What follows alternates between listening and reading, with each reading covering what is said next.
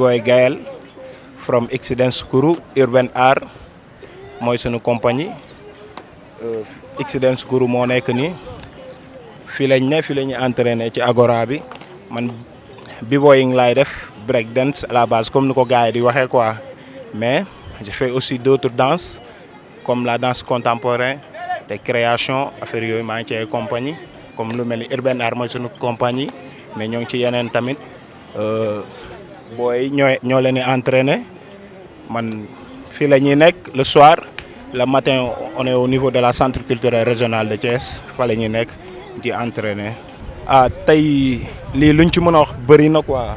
parce que tey boo xoolee rek déjà boo ñëwee boo xoolee di nga gis y a plein de trucs yoo xam ne mën na la ko wax tey jii nii tey ñun danse tey man nu ma ko mën a définir nu ma ko mën a waxee man ça dépasse mënu ma ko expliquer lu bëri la ci man quoi parce que j'ai beaucoup laissé à cause de la danse j'ai beaucoup sacrifié à cause de la danse kon tey jii nii du lu simple ci man quoi lu rëy la tey dañuy soutenir booy di leen gën a jox ñu jox leen transmettre leen ñun suñu philosophie nuñ ko gisee ñun nuñ koy dundee quoi. ak leneen quoi. man j'ai commencé très tôt la danse. ba may am à l'âge de 11 ans laa ko commencé bon jamono yooyu xam nga doo ci xam dara tu es là avec les grands frères nga leen di topp parce que Ziguinchor laa ko commencé. C'était en 2006. Ouais. y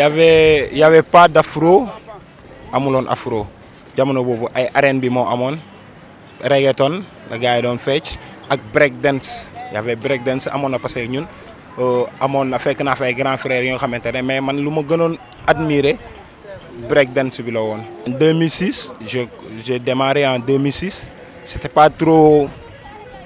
comment dirais-je académique d'après nous les danseurs c'était pas j'étais en vague dama ko doon def nii dafa yaatoon je faisais tout et de n'importe quoi d'ailleurs boo xoolee Juste Debout laa commencé Juste Debout par le biais d'un grand frère Lamine Demba gars yi xam nañ ko fii nii ci danse break dance fii Sénégal fa laa commencé ci seen benn groupe bi ñuy woowee Lil Saint Crew ñoom ñoo créé groupe bi après ñun ñu ñoo fa nekk gën fa nekk booy commencé di def simolf di breakantu di def kii comprendre mais ñoom toujours dañu doon mettre xam nga di ñu teg ci yoon ba 2009 j'ai commencé la danse hip hop danse break dance 2009 laa ci commencé évoluer en 2010 j'ai fait mon premier compétition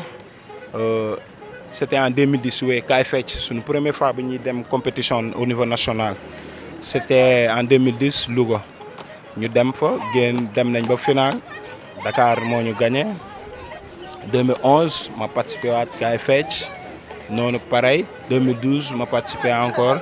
2013 j'ai pas participé ensuite de suite mais yeneen année yi 2014 j'ai participé 2015 noonu yenn année yoo xamante ba nu may ñëwee fii 2015 année vacances 2015 yi ma ñëw Thiès que je continue mes études ici ma ñëw fekk kii xamante nañ El Hadj Malick xamante nañ ci compétition yi depuis 2010 ñoo ngi xamante léegi ma ñëw fii fekk leen comme nii ma ñëw bokk continuer liggéey bi puisque yàgg na xam ne ñun B-boy fu ñu dem rek puisque xamante nañ quoi ma ñëw continuer liggéey bi après je me suis concentré sur les études j'avais pas le temps di def yenn compétition yi ma wàññi woon sama tànk ci compétition affaire yooyu concentré wu affaire yooyu mais en 2018 si je ne me trompe pas suñu bête national bi ñu demoon 2018 ñu dem 2019 ñu demaat après 2020 après on a décidé on n'a pas décidé d'arrêter on fait jusqu'à présent parce que ça ne fait même pas 2 mois bu ñu jógee benn compétition bi si woon c'était juste benn ñu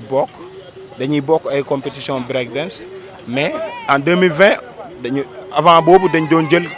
formation contemporaine danse traditionnelle yenn kii mais en 2020 on a décidé lorsqu'on était à Saint-Louis pour benn formation bi nga xamante ne dañoo sélectionné ci région yi quoi on était presque 27 si je ne me trompe pas au nombre de 27 benn gaañ bu ñu naan Roger suñu benn gaañ moo ñu gis tegal ñu formation boobu sur la danse contemporaine ñu ne mais pourquoi pas as nañ dem mënuñu wax puisque bëgguñoo yem ci cadre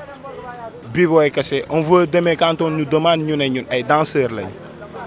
xam nga yaatu na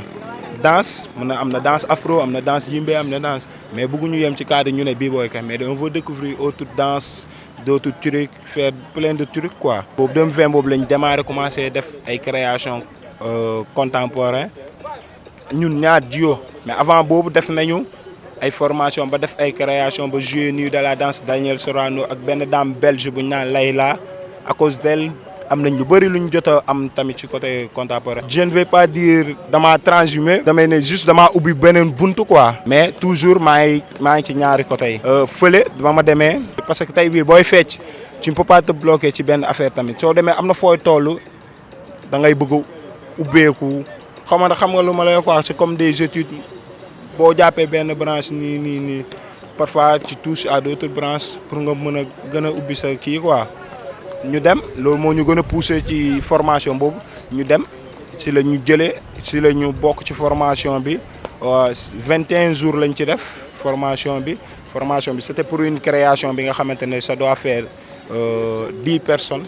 et on était au nombre de 27 ils ont éliminé ba mu des ci 10 on fait partie des 10 moi et mon ami mais ci biir noonu ñu doon ñu former dañu demander ku nekk ñii def seen duo ñii def seen solo ñii def ñoo xam daal ñun on a décidé de faire un duo ñun ñaar bu ñu tuddee Xarito qui raconte notre vie duo bi nga xamante ne day wax ci dafa di danse contemporaine dafa di li nga xamante ne d'abord je vais dire la danse au niveau général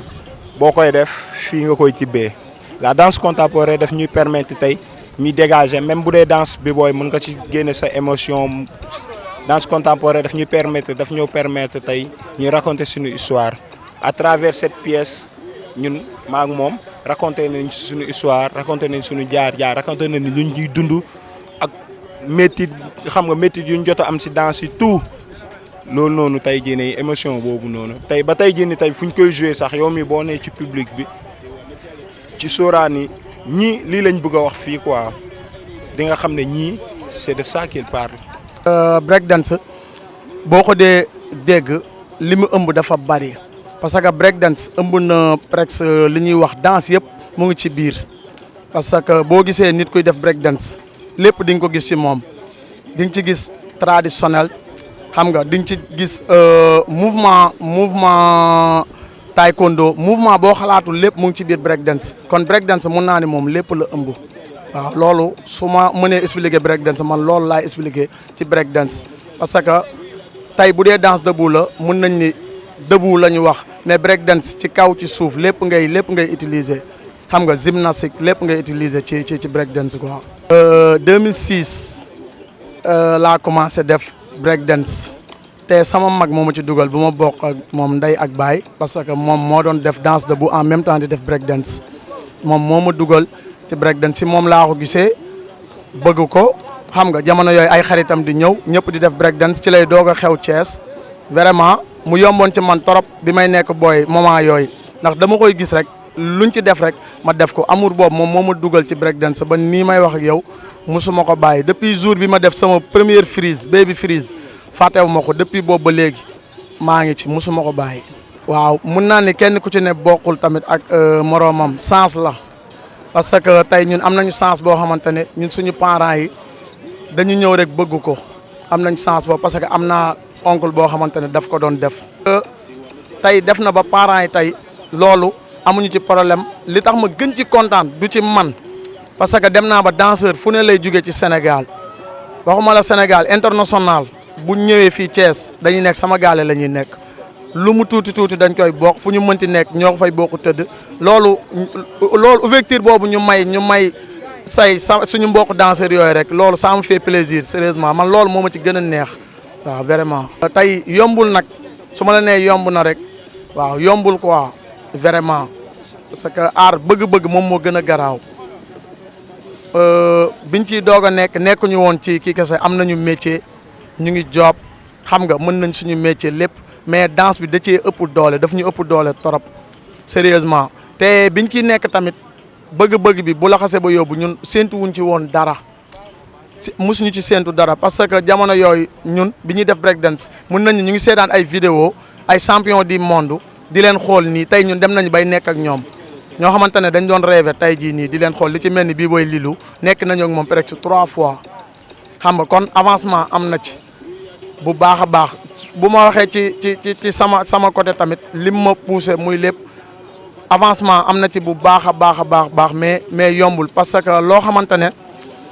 man maay danseur bi nga xamante ne Sénégal ba mu daj man maa def 10 ans kaay fecc festival kaay fecc compétition ba man 10 ans depuis 2011 yëpp bokk naa ko bu ren bi rek laa kiiwul parce que suñu liggéey tamit des fois comme création bi ñu dugal moo ñu mayul temps boobu noonu te samay 10 ans mën na sëkk yoo xamante ne yëpp dama ko participer xam nga kon loolu noonu yëpp ay pour man expérience lañ ci am ak leneen mais lim ma dimbali parce que may na ma xamanteeg ay nit ñu bari ñi nga xamante ne bu dul woon danse mun naa ni du ma xamanteeg ñoom bu dul woon danse du ma dugg ba biir palais pour man di jàkkaarloog monsieur le président de la république du Sénégal yaa ngi comprendre loolu noonu yëpp danse bi moom moo ñu ko may yaa ngi comprendre ñu nekk ci parce que danse bu dul dara màgg na ci jamono yii ñu toll lépp comme ni ko sama copain bi waxee luñ ci war a expliquer rek am na lu des a des parce que break dance actuellement dañ ci dugal olympique yi JO yi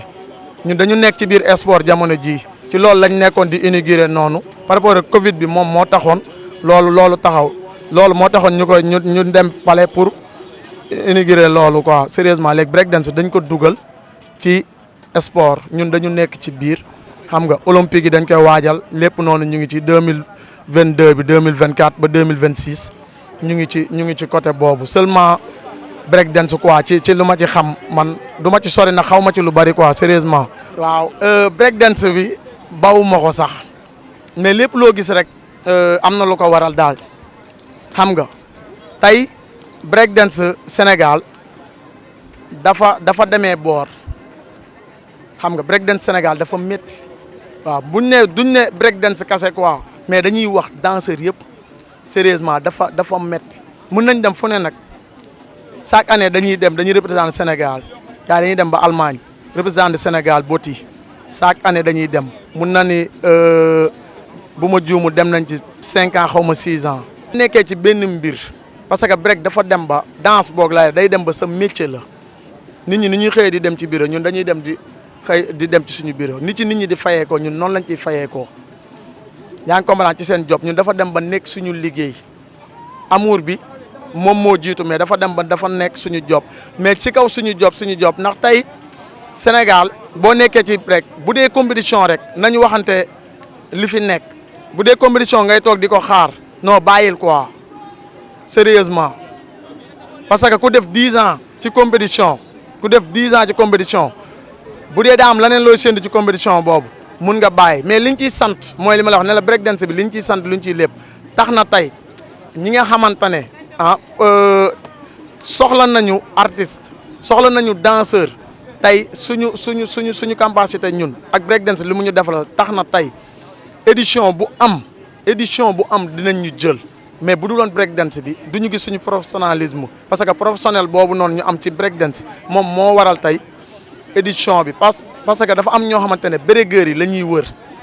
mais pas pour compétition mais pour création parce que bregueurs yi dafa am lu nekk si ñoom loo xamante ne ñoom xamuñu ko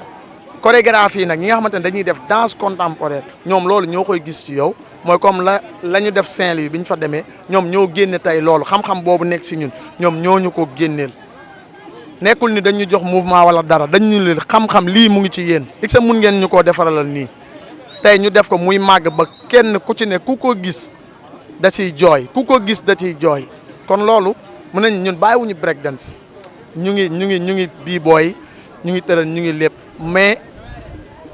lépp luñ ci mën di wax mooy dañ siy jàpp ak booy yi relève yi yaa ngi comprendre di leen jàppale ak lépp ndax mun na am mu changé ndax doo dund loolu rek ne lii du mus a baax non doo dund loolu rek ne loolu du mus a baax sérieusement ñu ngi def break dance ba léegi parce que moom la ñu am duñu ay danseurs contemporains ay artistes lañu dañuy créer di wane ay messages yaa ngi comprendre ci suñu break dance ndax suñu création boo ko di nga gis lépp break dance nga ciy gis lépp di nga ko gis ci suñu biir création. toujours dañ leen koy wax mun nga afro mun ngeen a def lu ne mais toujours ñun loolu ñun bëgguñu ñun tey parce que Thiès ñi fi jaar dafa bari à part samay grand frère ñi ma fi nekkaloon di dance yëpp booy wax ay benn moo ci des xam nga ñëpp tey amaana bu doon teel nañu comprendre kon du demee nii parce que am na raison yoo xamante ne comprendre nañ bu yàgg sérieusement parce que nit boo nee lii sa job la ñun ay magum jëmm lañu vraiment ñooñu gis nañ ci yoon ñoo ngi seen beneen ba parce que temps sax duñ ko am mais tey nga ni da ngay compétir toog année bi boo moytul benn compétir ngay def ñaar da ngay dem compétir dem ñibbi compétir dellu sa gaale léegi après anamu lan la quoi nga def ko 10 ans waxuma la 10 ans 15 ans léegi après xam nga côté boobu moom man foofu laay waxee côté contemporain moom vraiment ak création ñun jamono ji moom moo yor suñu lépp ñun duñu complexé ci loolu di ko wax vraiment duñu ko parce que ay bérégër lañu mooy suñu lépp mooy daw suñu deret ñun mooy suñu lépp mais amuñu ci lu dul compétir dem ñibbi compétition boo ko fi amee benn yoon nga koy am tey bu doon tey am na ñoo xamante ne naes ñu ngi sonn xëy na ñi nga xamante ne ñu ngi organiser lu ci mel ni Gassira vraiment day sonn si ñun sonn ci danseur Sénégal yëpp yaa ngi comprendre mu ngi góorgóorlu nag lu mu mën mais lépp rek amaana Sénégal la comme li ñuy wax mënul yomb vraiment mënul yomb mais ñun moom yëg nañ ko ñun mettit moom ñun yëg nañ ko quoi waaw ñun buñ nee ñu ngi sant ci break wala dara non dañuy wax lu ñu neex xam nga lu ñuy sant ci break li mu ñu dugal ci mu mun ñu may ñun ñuy créer ci leneen suñuy œuvre ñu koy mën a jaay yaa ngi comprendre di déplacer fu ne di ko jouer ñun foofu lañ ciy sant parce que tey doo dem ci benn centre culturel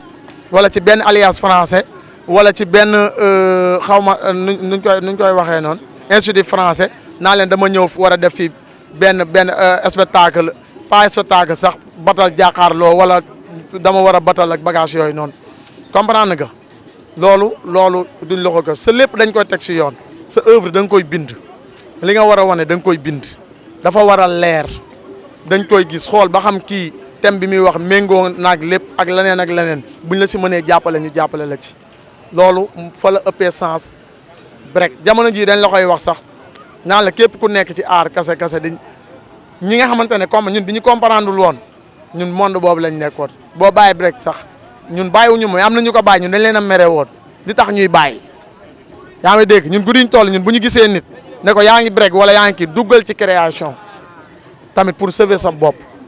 parce que conseil bi loolu mbir mi lépp mooy day commencer ci ñun parce que booy ñoo leen mën a jàppale ñun biñ ciy nekk amuñu ko ñu jàppale ñun dañ ci nekkoon noonu loolu moom moo gënoon a garaaw parce que moment yooyu dóor rek xam nga mais jamono ji ñun xam nañu lu bëri loo xamante ne mën nañ jàppale booy en même temps Isaac moom mooy ménager groupe bi mooy président urbain art de Sénégal